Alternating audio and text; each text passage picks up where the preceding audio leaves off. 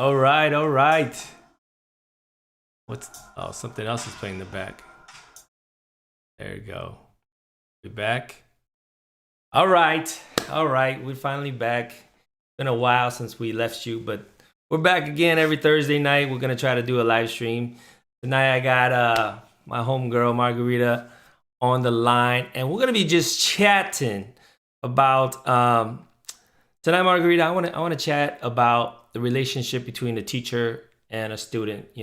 In particular, we're talking about dance, but you're the perfect person to talk to about this because you are a high school teacher, and also you're a parent. So I think parents who are teachers really understand, right? Because we have to go through so many different iterations of how to teach. Would you agree? Like you have to first when you have your own kids, right? Yeah. I'm talking about your own flesh and blood, not just your kids, as in your high school kids, but your own flesh and Right. blood. When they're babies, how do you teach them? I mean, you it's almost like the unconditional love, right? Like no matter what, oh, it's okay, honey. Whatever you do is all right, right? So there's Right. teaching a baby or teaching a toddler is different from teaching a, let's say, a 5-year old, right? And it's Right. For different. sure. Every age group, there's a difference, right? Yes. I Now, mean, aside from obviously comprehension level, also they've got more skills that they don't have at five or what. Yeah. yeah. So, well, now you teach high schoolers, but have you taught other grades before high schoolers? Yes. I actually school sixth grade. Yeah. They're like So, fun. so just from what you remember, which grade level was your favorite, and which ones are like give you the hardest time? I'm gonna say my sixth graders.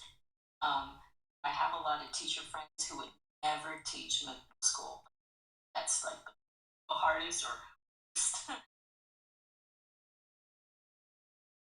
school kids are so much fun because they're right in that middle area, right? Like they're Mm, not too big, where you have to be not old enough, jaded, but they're still viable, you know? Because once they get into school, they're set, much like right. 99% set. School, they're still viable. Sixth graders to teach. I think I would think so. I would think so before they reach that middle school. I think girls, when they reach the middle school, some of them can be very difficult because at that Mm-hmm. age, I mean, guys too, but I think especially girls, the preteen, right before, right Mm-hmm. when they at 12 and 13 age, especially girls, could be more Yes. difficult. Um, Oh, absolutely. I They're also I much more also emotional. I also say this is you're the perfect person to ask for today is because you've been my TA for a long time. So not only do you know how to teach, math and other subjects in school, but you also help me teach, dance. You're my TA. So having said that, and now everybody kind of knows your teaching history. Um, I want to talk about like some of the obviously there are fun times and there's some difficult times as well just because I think some people come with some different mindsets, and I kind of want to brainstorm with you to see like what are the different types of mindset for students when they first come in. You know what I mean? Mm-hmm. Let's just go back to maybe when you started, coming in because you started taking class with me. But what was your mindset at the time? Like, you know, um, Well, mindset was I knew that I was coming in, and I was, matured at a point. Classes, kind of like a self enrichment, not necessarily to improve my know, dancing skill to battle because that's trying to battle or competition or anything like that, or even performing. I Mm-hmm. just wanted to do self enhancement and self enjoyment. So my mindset was have fun and just not embarrass myself too much, right? So Mm-hmm. Mm-hmm. that was my mindset. Mm-hmm. I think that's a very broad category because I think everybody could kind of relate to that and fit into that, right? And I have to say, I don't know. I would probably say around 80% of the people that come in have that mindset. Like, hey, I just want to get better. I just want to get a little bit better. And as far as how much they can identify, as in how much they're willing to work, could vary, right? Because some could also say, hey, I just want to get a little better, but they might say, well, I'm not willing to practice outside of class, Yeah. right? And then some would say, well, I want to practice more outside of class because my goal is to really get better. Like I expect to get better because I want to practice outside of class, right? So I think for our audience that are listening right now, you guys, everybody that's trying to get better, because I think most of us that are taking a class have that in our mind, like, hey, I just want to take a class just to get better. I just want to enrich myself. Just like what Margaret is saying, not necessarily to go battle or compete or even do a show, but you just want to get better. But at that time, though, did you even think about like, hey, I'm willing to practice outside of class, or did you think like, well, I don't need to practice outside. I'm just gonna only practice when I come to class. Like, did you even think about that? Well, I was I was the oldest child, um, and my dad being West, and there were Mm. some expectations of me. So I was raised to, I was raised best effort on anything that I was gonna do. If I'm gonna do, I'm gonna do it half-assed. I mean, my Mm. dad. I remember my dad all the time. Don't half-ass. Right. Go all the way best you can. So even if I knew less and know that to do fun, I still have this pride in my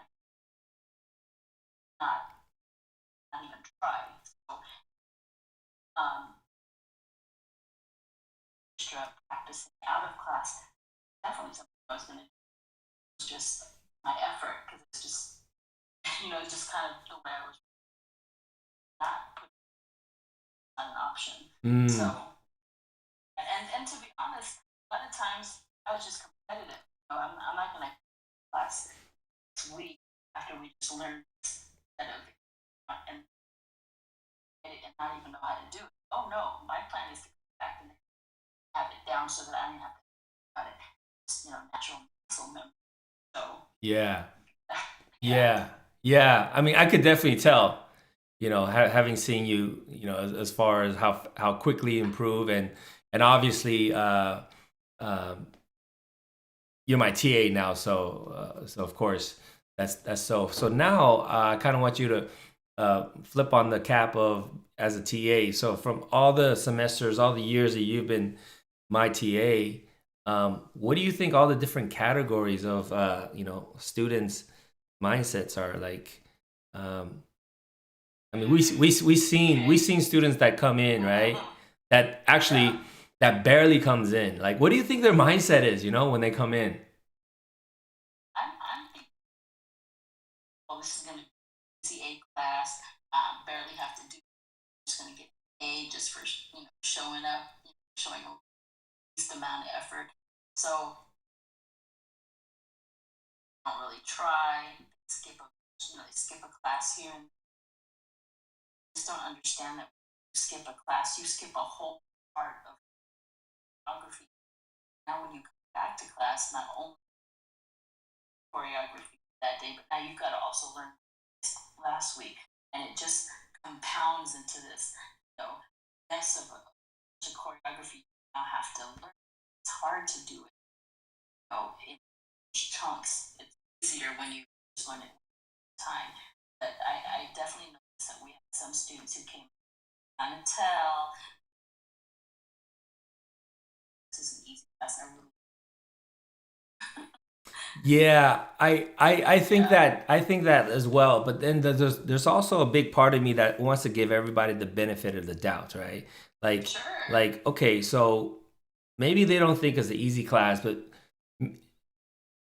but there's a reason why they're always coming in late or barely coming at all. You know what I mean? So like yeah, any students out there, anybody out there, if this is you, drop in the comments or something. Like, let me know. I really want to know what is the mindset behind taking a class and barely showing up, and sometimes showing up like half an hour into the class and you're showing up. You know what I mean? We that's not. I'm not saying that's very common. I'm saying that's not very common, but it seems like every semester we have maybe one or two of these type of people that comes in, and it appears to Margarita and I, the TAs and the instructor, that maybe that student think either this is an easy A, or maybe you don't think it's an easy A. Maybe you have a really good reason why you have to come in late all the time or barely come in. You know, um, I don't I can't understand that, because like my dad was pretty strict, and I'm a competitor as well. I think everybody should have a little bit of that in their nature, right? Like, hey, I want to put my best foot forward. But I don't know, man. It seems like this new generation of people. I don't want to blame it on the generation, like as if you're born in a certain era, you're always going to be like this or whatever. Because there are a lot of right, really hardworking people from a lot of young hardworking people as well, and there's some lazy older people as well. So it's not the age or absolutely, anything, but it's just absolutely, that's why I said it's the psychology of it, right? Like, what is it, dude? Like, yeah, how do? Because again, my goal as an instructor, and you as well as a teacher too, is to try to encourage our students, try to be the best that we can to help everybody out. So we're trying to categorize these different mindsets. And again, for those of you who are trying to learn, I think it's very important that you have to set your mindset straight. It's not just like, oh, I'm gonna go to Yelp, I'm gonna go to these websites to find the best teacher, right? I'm gonna tell you, the best teacher isn't always the best for you. You know, that's correct. like for example, look, if Stephen Curry, the best shooter in of all time, was your teacher, you won't be able to handle him. You're not going to be able to handle him because you're not ready for his workout, his work regimen. His mental psychology, his mental toughness is levels beyond any beginner. You know what I mean? So it's not always like, oh, he or she's the best teacher, so I'm gonna take that class. But that has nothing to do with it. It's like you have to first prepare yourself to be the best student to find the teacher. Um, Yeah, yeah, can you jump in on that? I mean, right. Not everybody or the best teacher, or what they think the best teacher. To me, it seems more of a mindset. It's your mindset how you go into this class and get from it what you, regardless of how good the teacher is or not. Time, um, you know, it's kind of a emotional thing too, because you're a teacher, but if you guys aren't vibing, acting, this the instructor, you're not going to get out of that class, regardless of how much effort you. So I think it has something to do with that as well. I don't know. That's just my 2 cents. For sure. Just was it yesterday? Yeah, it was yesterday. I had lunch with an old friend of mine. Um, she she was she was another dancer as well. Okay, we danced together, and we were both students of Gary Kendall. For those that don't know Gary Kendall, rest in peace, my big brother, um, original Jabberwocky. Okay, again, for those that don't know Jabberwocky, when they perform, when they point up, that's dedication to G1. Gary Kendall passed away. Anyways, Gary was um, was my first, I would say, my first real like dance instructor. I mean, I had people that taught me Wow. some stuff before, but Gary, when I first saw him, I was like, immediately, I'm like, dude, I want to learn from you. Okay. And the thing, and I would say the reason why he was the perfect teacher for me was because I searched before. You know what I mean? Like I had a different, I had somebody that I tried to take lessons with, but to me, he wasn't that good. And I had tried to learn multiple different methods, you know. And when I saw Gary, I was like, dude, that's it, you know. I want to learn from him. And at the time, I don't think he was a great teacher. It was just the different combination. It was great for me. And I talked to Carmela. You know, she's like my big sister. Okay, so we reminisce about, you know, taking classes with Gary and stuff like that. And she mentioned something to me. She said, when I first took class with Gary, and again, I asked her the exact same thing I asked you, you know, how did you, you know, why did you get started? And she was actually a high school teacher just like you. Um, and then exact same reason. She said, you know, I just want to enrich myself. I always wanted to get better at, you know, at dance and never got a chance. So I'm going to treat myself to take this class. And she said, I heard it from a friend that, you know, this guy's really good, da da da. So anyways, she took the first class with him, and what I come to understand is she she knew that he was a great dancer, and she knew like she liked his vibe, but she couldn't learn off of him. And first of all, it's because his teaching style or his teaching methods wasn't that good yet. You know, like he didn't know how to break things down that much. Second thing is her skill wasn't high enough to learn from him. You know what I mean? So Yep. there was a mismatch. Like, yeah, he's a great dancer. I mean, look, Jabberwocky, you know, but and it's not just that. Jabber. I'll tell you more about him later on. But the thing is, the idea is that you have to the student has to be ready, and the teachers have to be ready. So there's a relationship between the student and the teacher. This is what I came up with. And also, I remember when I first saw Gary teaching at a studio, he had one other student, and she was probably like a 10-year-old student, you know.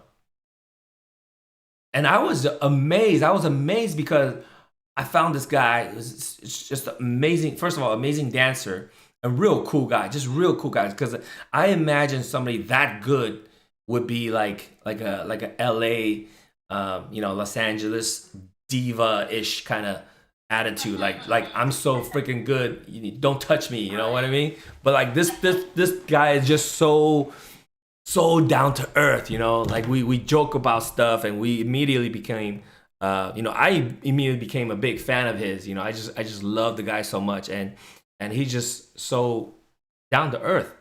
That's really the key. Just down to earth, a real guy, real dude that I could call my friend, that we could kick it with, you know, and just with amazing dancing ability, right? And the patience to teach me. So that to me was enough. Like if you are a great dancer and you're patient enough to explain to me that's the best dance teacher that I could have hoped for at the time. Um, Yeah. and I wanted to be the perfect student for him because I had that goal. My goal was like, I want your skills, dude. Like I don't care if I need to, you know, sit and breathe the same air you do by osmosis. One way or another, I want to get it. You know, like that was my thinking, right? And and I couldn't understand that everybody else didn't think like me. Like I couldn't understand why they didn't think like me. I couldn't understand why, you know, these kids or these other people in class wouldn't just come back. I didn't understand why this class was not packed every time that I'm there, you know. It eventually got more popular and people, you know, started seeing stuff. But I'm just like, how come you guys are so freaking blind that but I wasn't complaining. I wasn't complaining because there's a lot of room for me. You know, sometimes it's almost Right. like a private class for me. So I'm like, dude, this is the best. you know, Mm-hmm. and and yeah, that's what I'm looking at all the students now, you know, that are taking not just my class but other classes. It seems for some reason that students are, I don't know what they're looking for.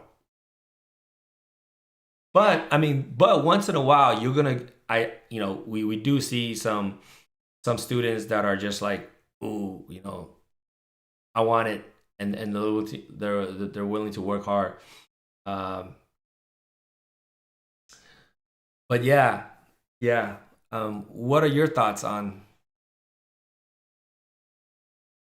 On on the students that we have that we're now, the dance students. Yeah. Well, you know, it's funny. I was just talking about this, maybe talking about how we see improvement, like girls. So, sorry, some Hmm. some of the females, and the one young kid who hasn't been to class for like 4 weeks, but Mm. you pair him up with someone who's willing to sit, will try. I mean, he put Yeah. in some effort, and so it just kind of, you get such a wide range of students, class. But I think a lot of that has to do with, you have all these different levels instead of the split level like used to. So Right. it's hard. It's really hard to kind of net, right, to get it Yeah. all together. It's just hard when the skill levels are so Right. different. Yeah, I mean, just like when I teach a math class, you've got someone that already passed the class before to get into my class, and Hmm. then you've got the students who are already asking for to create honor work stuff, and so Hmm. you're like, man, how do you find to make them all? So it's hard. It You can is. only do. It is. So Yeah. I want to move on to this one website. I just found this one website. This is called Odyssey. Can you see the screen Okay. that I'm sharing right there on the top left? This Odyssey, Yep. Mm-hmm. Odyssee for everybody that's listening to this. This is actually very interesting. I just found this out. Cliff actually mentioned this to me, and this is like a blockchain YouTube. If you don't know what blockchain is, basically, we know YouTube. Everybody knows YouTube. It's a library of videos, and it's a great way for it to categorize so you could search. Okay. Now, Uh-huh. YouTube is definitely centralized in the sense that if YouTube or somebody says, hey, that video is no good, we're going to shut it down, then they can shut it down. Okay. They could take it off, basically. They can mute it. They can, whatever. They could do anything they want to it if they deem that it's not right, you know? Odyssey is on a blockchain. Basically, on a blockchain means nobody could take it's decentralized. It's supposed to be decentralized, Mm-hmm. which is really cool. So now I'm like, wow. Then I'm gonna put my stuff there, right? Okay. So Uh-huh. anyways, I was looking through and I found an old clip. This was Mind Tricks. We won the very first Battle Fest. Now, for those that don't know Battle Fest, this was I want to say 99 or tier 2000, so 21, 22 years ago. Okay. Battle Fest was a competition, a hip hop dance competition in the Bay Area. I'm talking about the San Francisco Bay Area because I know there's San Diego Bay Area. There's different places that call themselves Bay Area, but I'm talking about the San Francisco Bay Area. Um, the very first Battle Fest competition. And I think this is San Jose State. I'm not sure because there was a preliminary round. The preliminary round was in San Jose State, but I'm not quite sure. As if anybody know out here, you can put it on the comments below where you know this is. But anyways, this I called it before they were Jabberwockies. For those that, if you are a fan of Jabberwockies, you should know that most member of the Jabberwockies are from the Bay Area, are Mind Tricks members. I know there's Southern California people; those are also our brothers too. But Jabberwocky's history is through Mind Tricks, and you can see many members in here. Cliff is also in here too. So I want to play a little bit of this. And I know I'm streaming to YouTube, so I'm gonna probably I'm gonna mute this. But for those that are interested in watching this full with this original sound and everything, you guys can come to Odyssey right here and just search for.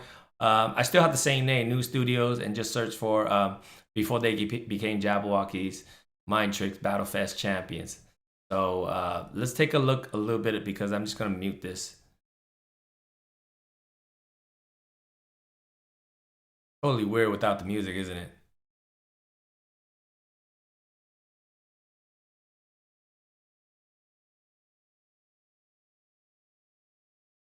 Margaret, you can see this, right? And Okay.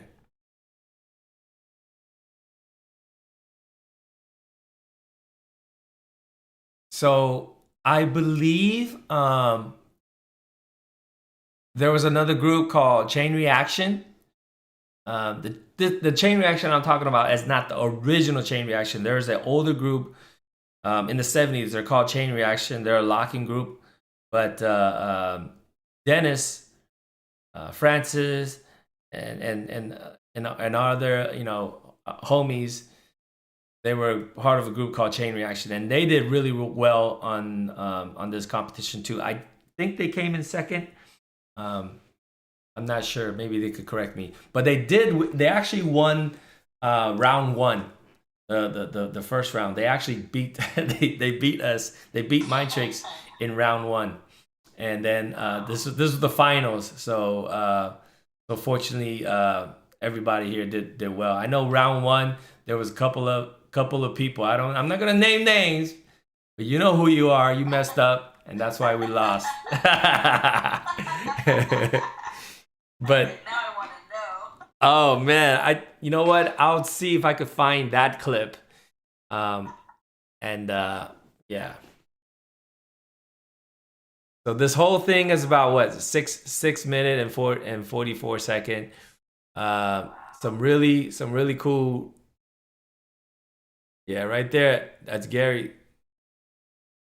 I mentioned him also because, like I said, yesterday I met up with Carmela, and she shared some really rare footages of Gary. And for those that are a fan of Jabberwocky, I keep saying this: you got to know Gary Kendall. If you don't know Gary Kendall, you really don't know true Jabberwocky. And every one of them will say that. Okay, every one of the original Jabberwocky members. I mean, right now, the original Jabberwocky members, most of them are maybe choreographing or helping out with the show in Vegas, and also I think they have another branch that's doing some shows in Universal Studio or something like that. But there's a lot of younger Jabberwockies that may or may not know. But anyways, I got some old footage of Gary, when he was in high school. So. Wow. Yeah. So high school and just dancing, And there's an interview, a very, very good interview that Carmela did of Gary Kendall. So she sent me a clip of it. It's the thumbnail version, so it's like really bad, really bad quality. We're trying to find where the good quality is. It's a 30-minute long video, but it's a great video of him talking about how he came up and what he thinks about hip hop and all that stuff. So I'd like to share with you guys once I get that. One of these days, I'm trying to convince Carmela to jump on this this live chat so that she can kind of tell us in her own words how she got started and everything. So anyways, I'm going to stop this right now, but there's a lot of really cool dancing in there. Yeah. It's much better with the sound, I promise you. I do also want to show one more thing. I know we kind of running around our 30 minutes or even past our 30-minute mark, but I do want to show this one clip. This is Gary and myself.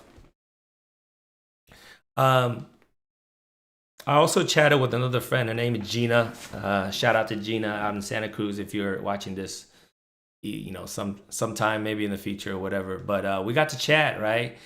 And I talked to her about, like, again, mindset. I really think mindset is the key. Like, if anybody ever studied anything about successful people, it's all about their mindset. You know what I mean? It's not Yeah. successful people never complain about, like, they don't use excuses, you know.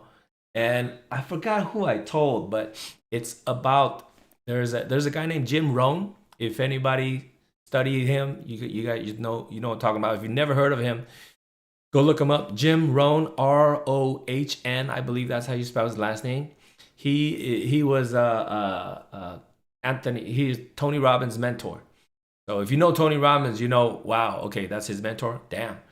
So I was given a CD of Jim Rohn talking about his concepts and idea, and one of the lessons he mentioned was called the set of the sail, right? The set of the sail, which I want to share with you guys, and hopefully it would be successful.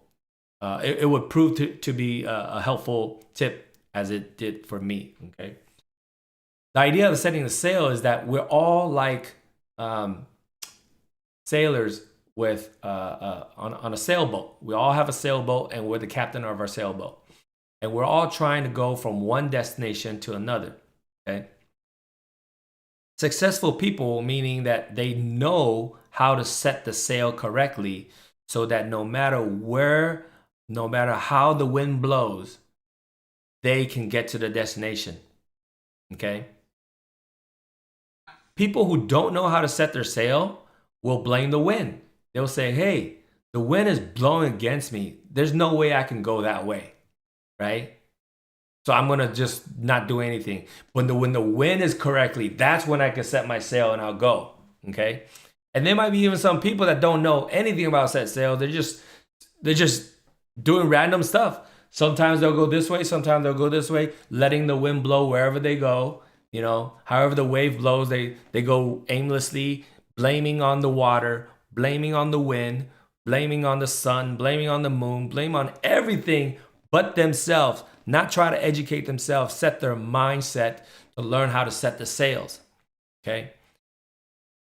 Successful people learn that, hey, no matter how the wind blows for everybody. It's the same, right? When Trump is president, he's a president for us. Whether you like him or not, there's a lot of people who are successful, whether or not Donald Trump is the president, or whether or not Joe Biden's the president, or Obama. It doesn't even matter, because if you are successful, you don't care who the president is, right? If you're not successful, it doesn't matter who the president is either. He's not going to help you. He's not going to go to your house and be like, here's $1 million, right? Right. So why are you blaming, why are people blaming on that? Why are people blaming on the governor? They're just looking for excuses. And this could be true for dance, right? Some people could blame the teacher. Some people could blame the rain. Oh, it's raining. I can't go to class now. The wind is too strong. I can't drive. The road is too wet. I can't go. This, that, but it's the set of the sail. When you understand the set of the sail, and that's why every time I do a podcast, every time I get on here, every time I'm really talking about how to be successful, it's the mindset, guys. It's the mindset, right? So that's my preface to what I'm about to show you. This is me and Gary. This is probably 1 a.m. You guys don't know what time it is. I could show you this. This could be 1 p.m., but I'm telling you, this is 1 a.m. This is after.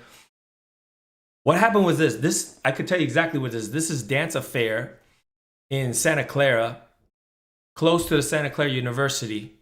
There was a Safeway right there across the street from Safeway. There was a dance studio. What I did is I called the dance studio. I call many dance studios, as a matter of fact, for open space. Okay, I asked them. I said, hey, do you guys have space for rental? I rented this space. So anybody that complains, oh my God, Ceech, you must be rich. You got a dance studio. No. No, I rented this place. And oh, well, you must have money to rent it. No, no. I called around, I called the different students saying, hey, would you guys like to take class from Gary Kendall? Right? And they're like, yeah, yeah, I would. Okay. So I said, well, Gary Kendall's going to be in town for this many weeks. And on this day, we're going to have class. We're going to have him doing class. That's what I did. I I got the students I got the students together, telling them, and rented the thing. You could say I'm an entrepreneur in that sense, but it wasn't like I was given anything, right? I started out just like anybody else. I had nothing. I had no studios. I just had a phone. I had some people that might be interested. I called them, and I got Gary to come, right? So after the class, we say, hey, the lady, the landlord lady, gave me the keys. So let's just stick around and practice. So this is us practicing after he taught the class.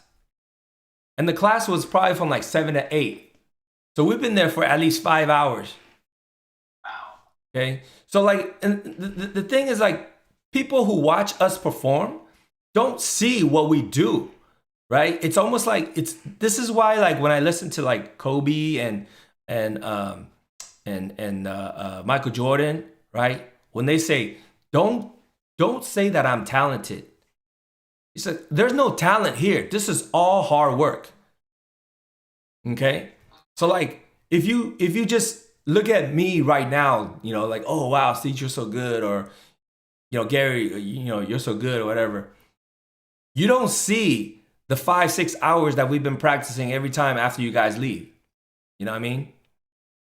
So I want to share this is because for anybody that just makes excuses, like, oh, they're just born good. They're just fortunate because the wind blew their way. Rethink how you think. And if you really think that, come try practicing with us for 5 6 hours straight and see if you can hang with us just for one night.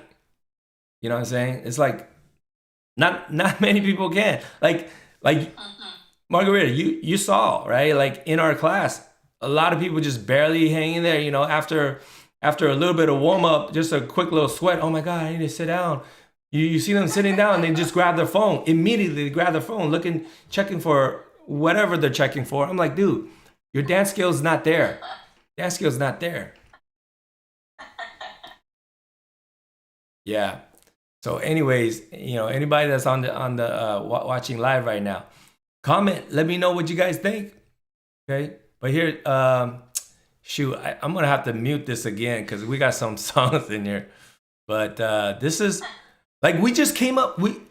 Me and Gary have so many routines that we've never used. We've never used them.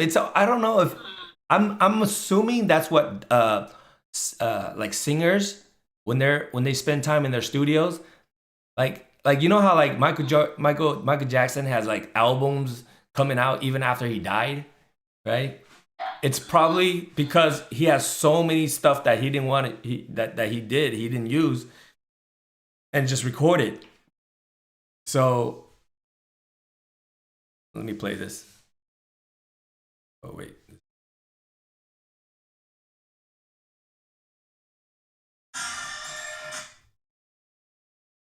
So I'm just gonna talk over this. Like we're like, okay, so I think we saw a show. It's called Jam on the Groove. It was Wiggles, a lot of Rocksteady crew people. They perform and just hella inspired me, and of course Gary's always inspired. So yeah, so I was like, hey Gary, let's do something like that, and he's always down. He's like, all right, cool.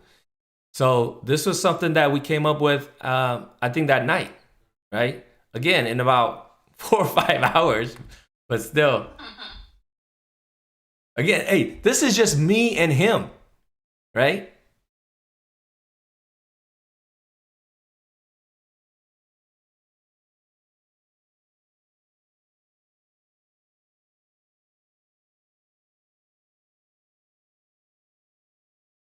Oh, that's cool. Oh, okay. And that moves times. Uh, yeah, that was all Mr. Wiggles. Like when Wiggles did that, like um, I was like, dude, that's so dope. I just want to be like him, you know.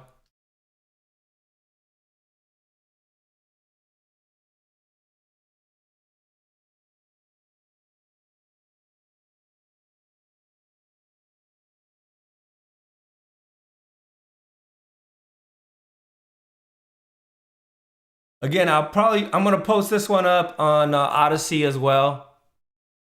Like I said, just because the music that we use, Odyssey, I don't think they'll mute it.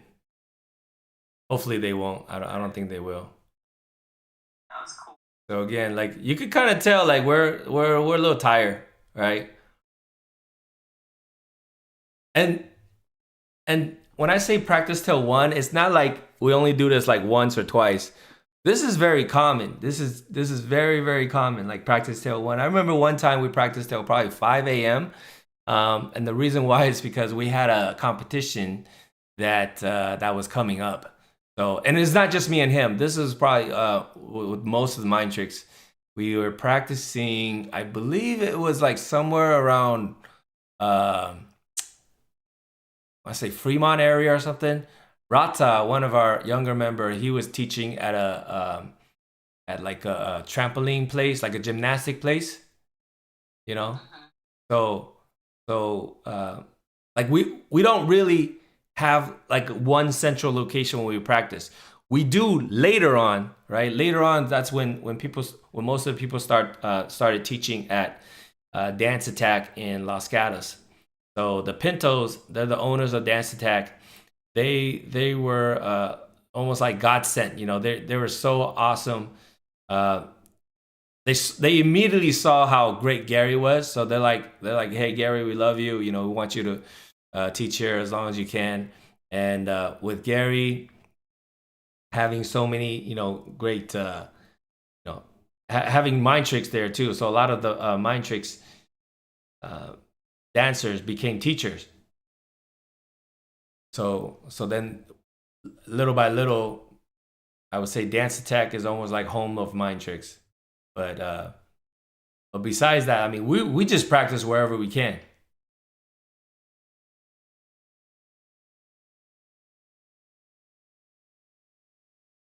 So you see, like just in this short period of time, we just kept practicing this. We kept practicing and we build, practice and build, practice and build, right? So like, look, okay, I messed up. You can see I messed up. All right. Let me do it again. Let me do it again. You know what I mean? Like that is how I think that everybody thinks. I'm gonna stop this right now, but they don't. They don't. It's like weird, right? Um, like that's why like when I teach, you could see me like, okay, well, let's do it again, and and a lot of students they're like, no, I need to